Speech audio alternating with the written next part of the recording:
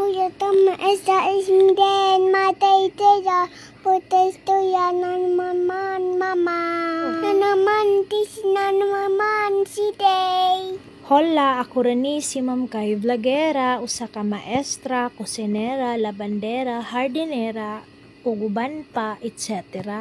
Uban ni kami ni Baby Seb ug ni Kalika nga mag-harvest diri ang dapita. Walay lain diri sa garden ni Marvin, aka Tisoy. Unsay Tisoy? Perting Tisuya, uy. By the way, kani di ang aspiring trying hard vlogger ta.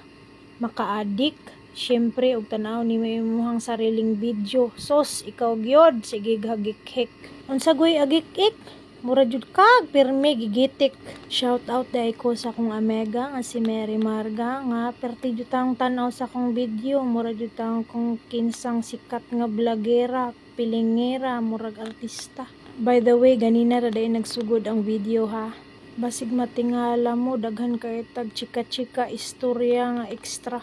Busa, gilingkuran na ni Ma'am Kay Vlogera og ni Seb og ni Kalika. Ug anak ko sa iya ha, i-flex jud ha sa camera nga nagyud tay talong nga mga na-harvest diri Of course, kalami bagyod sa paminaw nga kita lang makakutlo diri sa tutubangan sa balay gamit ang mga recycled na mga plastic containers sa mga distilled water kaning duha nako ka junakins. O diba?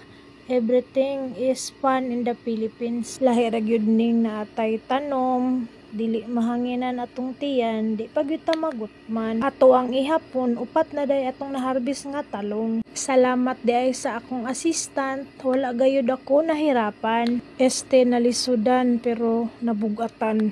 Ang sarap gayud sa feeling, tungod sa atong mga tanim, kita makasave og gamay, pangpalit og vet seed. Huwag buot pasabot ba, pampalit og paminta, labi na asin. O diba, ang ating talong ay 6, 6 ka buok. Diba, ang ato ang kalipay diha, di gyud matungkad ug matabok. I-flex gyud nato atong mga pichay ug mga dahon-dahon kay basig uroy sila maging maluuron. Basta uy, kaning pag voice over mo gid ni siya ang pinakadako nga struggle sa akong pag-vlog karon. Base man gud sa akong na-observe ug nadungog, dapat isa lang ka language ang gamiton kay para ang di ta magka-violation. Ang tawag is language not supported. Wala pa pud ko ka-experience kay wala pa man pud ko na monetize ani ako ang page. Walay daghang etchos, kuskus, balongos, daghan na pud ay tag-atsal no.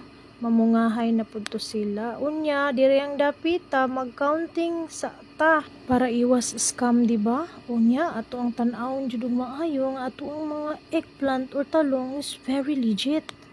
Busa ato agyud nang ihapon, diba? 1, 2, 3, 4, 5, 6 talong. Maraming salamat Kalika for the counting session. At yan, nag-ilog-ilog na silang duha kinsa ang mualsa. Yes, God will provide. At syempre, ato aning i-flex ang ato ang mga kamuti tops, no? Very fresh.